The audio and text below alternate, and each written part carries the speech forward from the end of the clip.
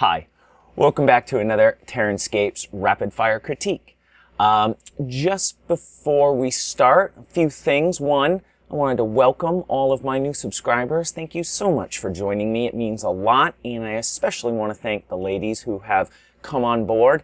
It's nice to know that I'm able to cross the gender line. So thank you and welcome, and hopefully you find something here that's interesting or of use to you, or at least entertaining.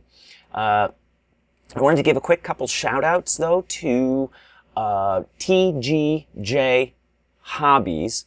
They produce a modular paint rack system, and I did a review of one of their paint racks back a little ways, and I'll put a link here on the screen. So if you want to see my video review of it, you can go follow that link. And they're running a Kickstarter right now, and it's got a really expanded system.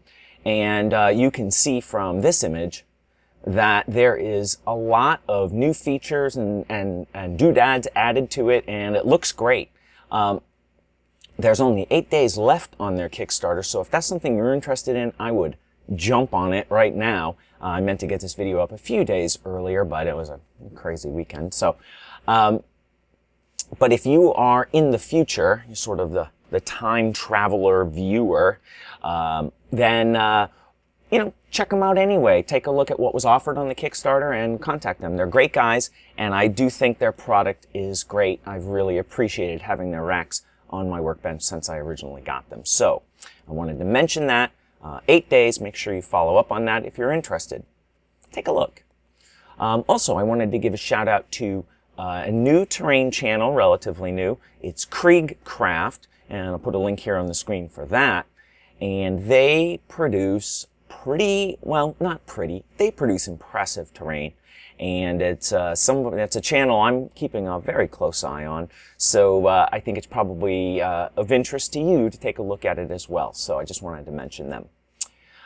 So on the rapid fires, before we start, I've decided to re-emphasize and formalize the submission guidelines for your photos. The minimum size needs to be 1280 by 720. I've been getting some very reasonable negative feedback on the smaller images that I have been looking at, and I think they're totally legit to say, why can't we get bigger images? And you know me, I'm always trying to improve my video quality, so it reflects better on me as well to have larger photos. So the photo we'll be looking at today is about a 1300 by 1000 image, and at least on the screen, right? It was sent much larger than that, but it was that's what we'll look at on the screen, so you get a sense of why that's a good minimum size. If you send a photo and it's too small, what I'm going to do is I'm going to reject it, but give you a chance to resubmit it with a larger photo size. So I want to take a look at your work, but it's, let's hit that as the minimum standard for size. If you've already submitted a photo for review or photos, and you're like, oh no, mine are too small, before I get to it, take new photos of it, larger, send them to me, to the Q&A email address, which will show up here. Wait, there we go. At the end of the video. And I'll keep your spot in the queue, and I'll just make sure that I take a look at the new photos rather than the original ones. So something to be aware of. Also, if you could only submit one piece, and submit 2 or 3 photos, maybe at some different angles. It's helpful for me to see it from different angles, and I think it's more interesting for the viewers as well, and more helpful for you.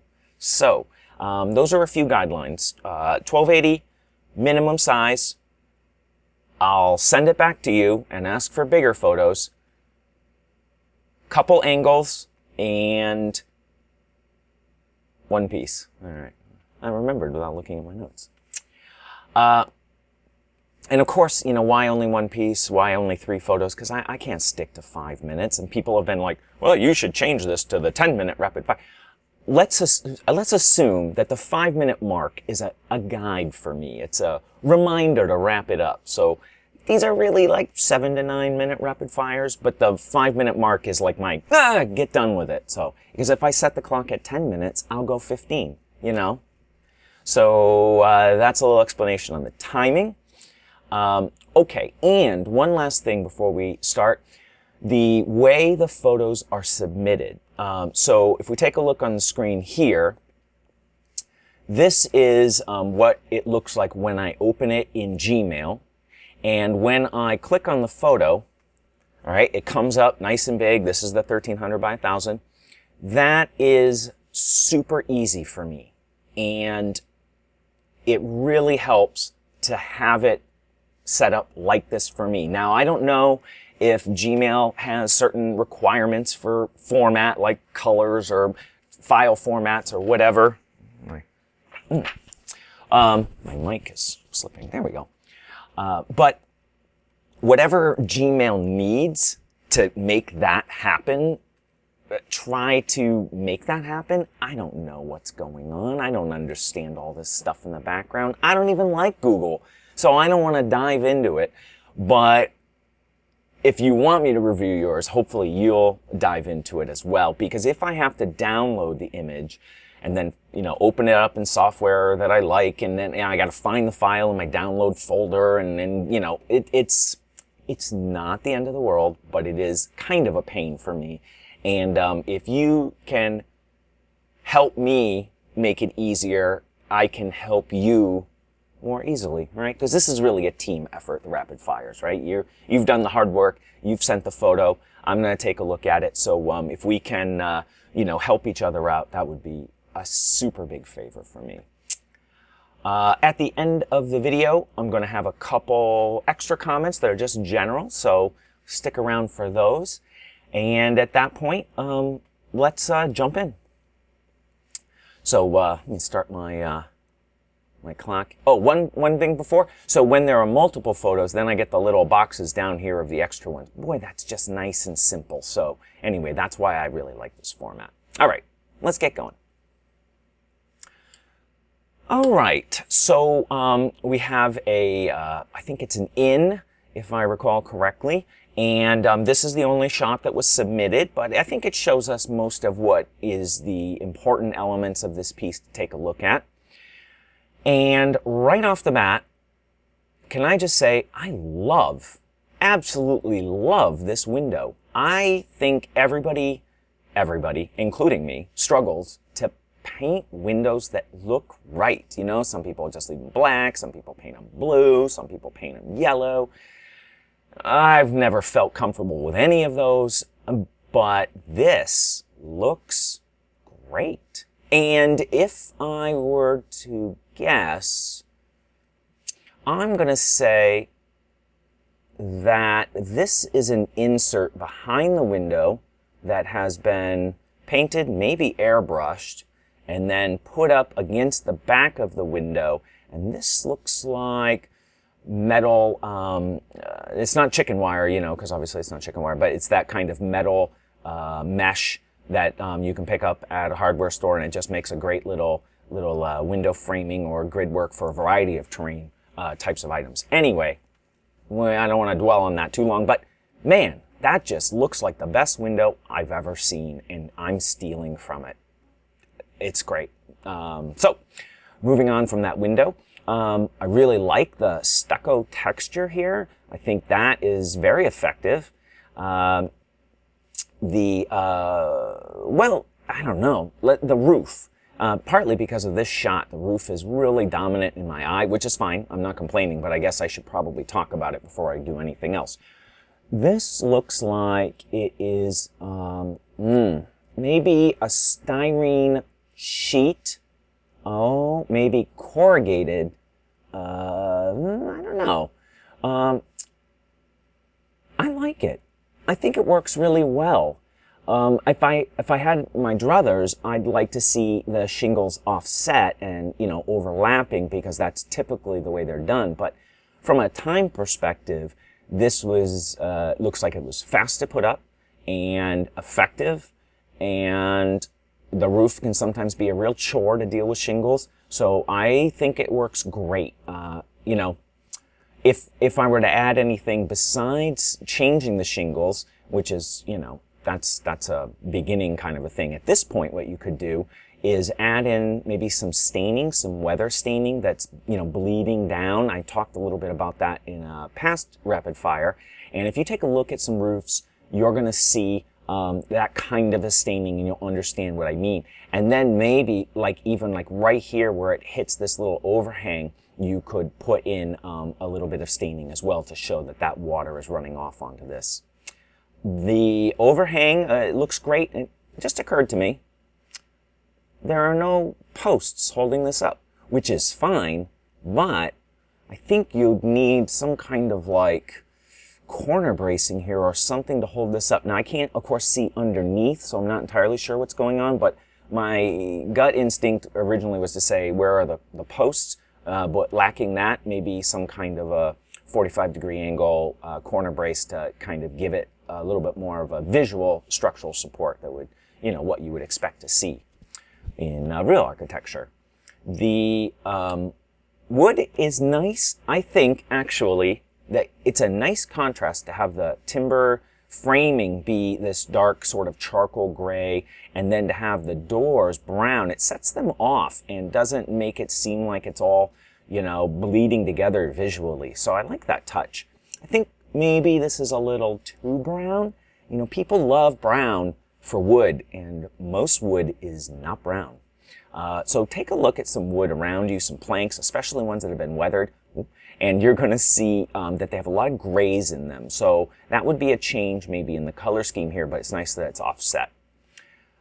This is kind of fun. This is a fun little added detail, right? When you set it down, like this is the little sewer outlet, and you could add that to a little gutter, but even lacking that, it's just like a nice little piece that sets off this bottom corner. I think that's pretty nice. And I like the door handle, little piece of maybe a super thin dowel, like 1/8 inch or something like that.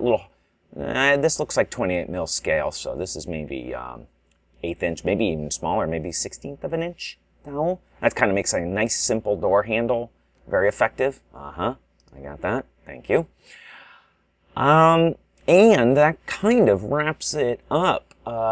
Here's two quick things. One, I'm always worried for my own work about the trim on a roof, and you don't have any trim like at the edges of the shingles, and somehow that's okay here. You've done a nice job of making those shingle transitions to this edge look very clean, so it doesn't look like, you know, something you need to hide.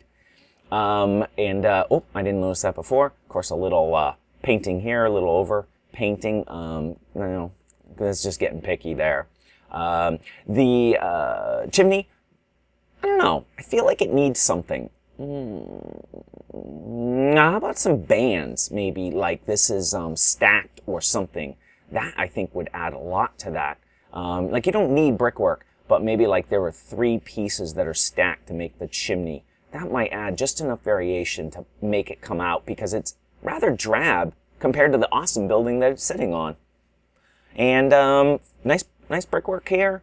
Oh, I just noticed that. Let's see, there's a little grading there. Those are nice little touches that really help it at the bottom of the building, which is often neglected. So, excellent.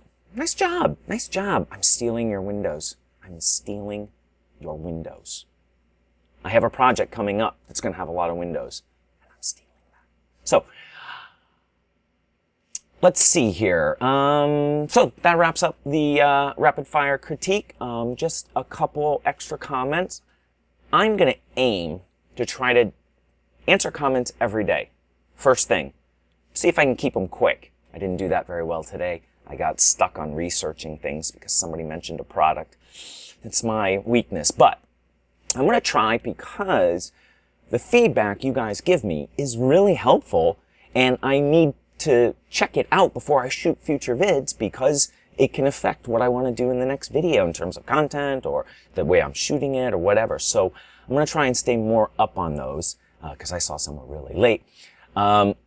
Really, this is another example of me just trying to try new things and see what sticks. So I don't know if this is going to work long term, but I just wanted to let you know I'm going to try it. Also, the recent review I did of gap filling putties, and I'll put a link here on the screen for that video.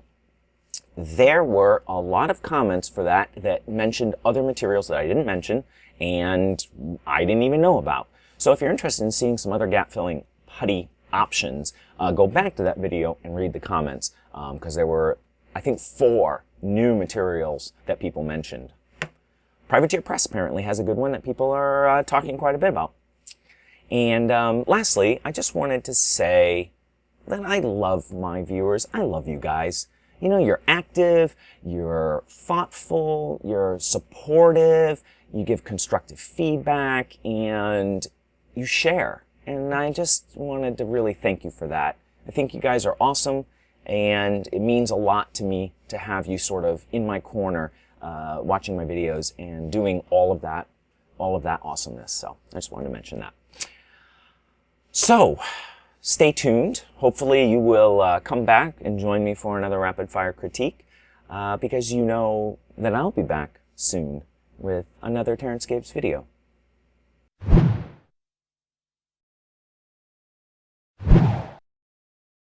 And if you want to see that review, I'll put the link on the what the hell is that?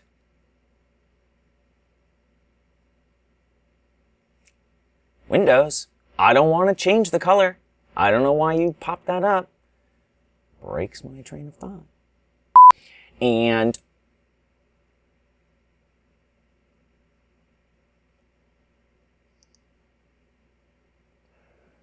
again, we'll continue.